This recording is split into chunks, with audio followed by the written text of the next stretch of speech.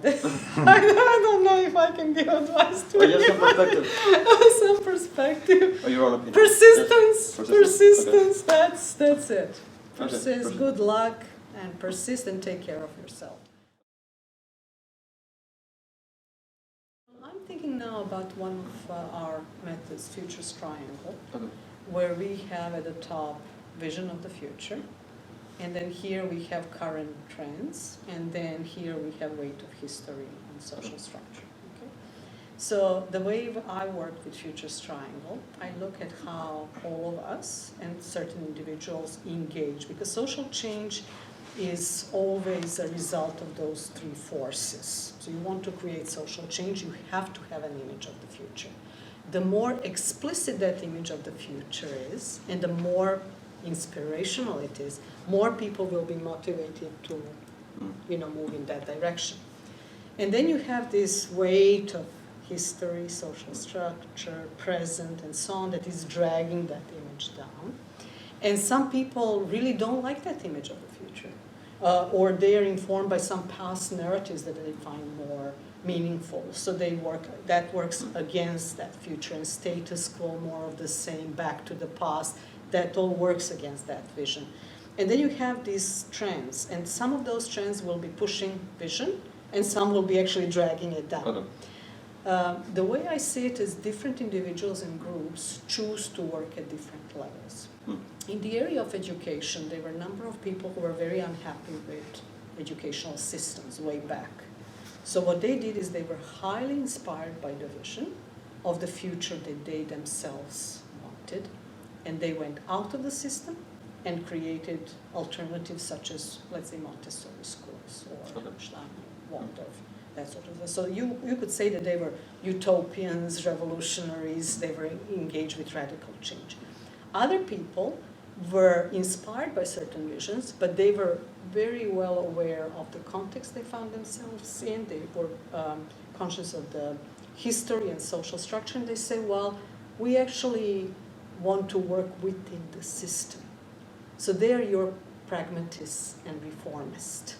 And some people are there because they choose to, and some people are there just because they're there, and they don't have the energy, strength, opportunity to create those type of alternatives. It takes lots of energy to go out of the system and create something completely new. And there is no guarantee that whole-scale change will work.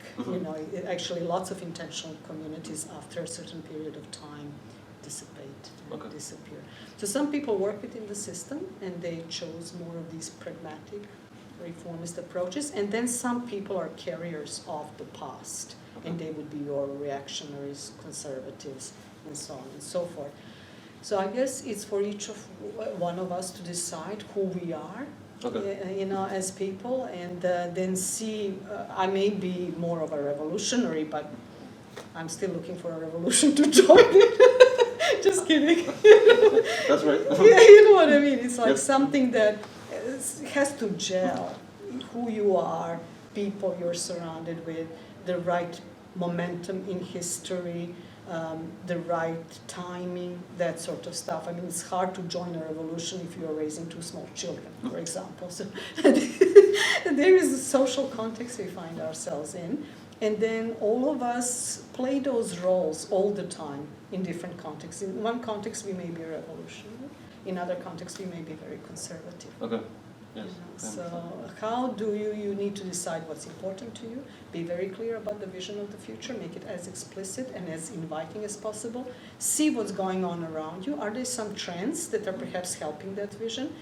If you are kind of coming from a progressive space and you're seeing that your country wants to join EU, is there something in that trend that can help your case? Okay. So you can say, I want this because we need that to join EU.